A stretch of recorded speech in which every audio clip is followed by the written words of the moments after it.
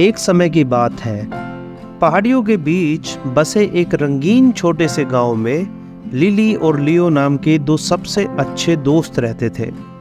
वे अपनी फ्रेंडशिप और helping nature के लिए दूर दूर तक जाने जाते थे, लेकिन जो चीज़ उनकी फ्रेंडशिप को वास्तव में खास बनाती थी वह थी उनकी जादुई दोस्ती का गार्डन।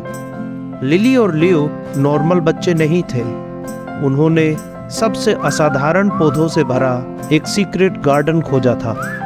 गार्डन में प्रत्येक पौधे की अपनी स्पेशल पावर थी, लेकिन उन्हें एक नियम का पालन करना था। वे पौधे का उपयोग केवल अच्छे और दयालु कार्यों के लिए कर सकते थे।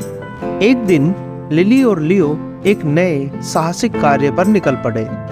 उन्होंने अपने गांव के लोगों की मदद करने के लिए अपने बगीचे की जादुई शक्तियों का उपयोग करने का निर्णय लिया। जब वे पथरीली सड़कों से गुजर रहे थे तो उनकी मुलाकात बेनी नाम के एक उदास बेकर से हुई।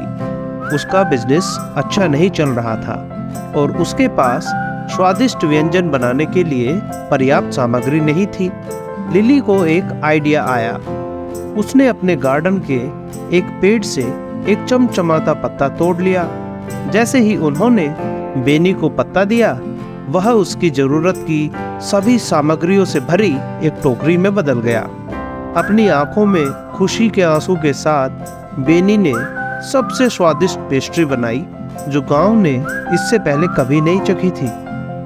लिली और लियो के जादुई गार्डन के बारे में बात तेजी से फैल गई और जल्द ही कई गांव वाले मदद मांगने के लिए उनके पास आए। बच्चों ने क्रोधी और गुस्सैल बूढ़े व्यक्ति मिस्टर थॉमसन को खुशी देने के लिए हंसी के फूल का प्रयोग किया। सोफिया को ऊंचाई के डर से उबरने में मदद करने के लिए उन्होंने ब्रेवरी फ्लावर का प्रयोग किया।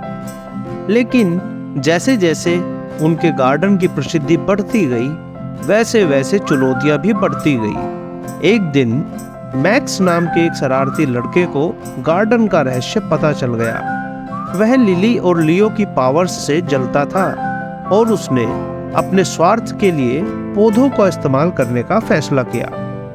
मैक्स ने बगीचे से एक चमचमाता हुआ फूल तोड़ा और ढेर सारी कैंडीज की विश मांगी। गार्डन ने उसके इरादों को भांपते हुए कैंडीज को चिपचिपे घोल में बदल दिया और मैक्स परेशान हो गया।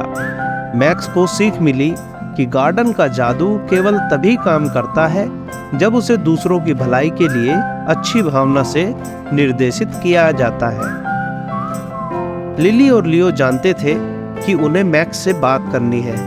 उन्होंने जादुई पौधों का उपयोग भलाई और दूसरों की मदद के लिए करने के महत्व को समझाया। मैक्स को अपने किए पर शर्म आई और उसने माफी मांगी। लिली, लियो और मैक्स ने अपने गांव को और भी बेहतर जगह बनाने के लिए मिलकर काम करने का फैसला किया और इसीलिए तीनों ने अपने पूरे गांव में दयालुता, खुशी और प्यार फैलाने के लिए गार्डन के जादू का उपयोग करते हुए बहुत सारे साहसिक काम शुरू किए। उनके गार्डन ने न केवल उन्हें जीवन के मूल्यवान सबक सिखाए, बल्कि उन्हें यह भी दिखाया कि सच्ची दोस्ती और दयालुता सभी में सबसे शक्तिशाली जादू है। और उस दिन से उनका गांव दोस्ती, आपसी समझ और प्यार के रंगों से खिल उठा। धन्यवाद।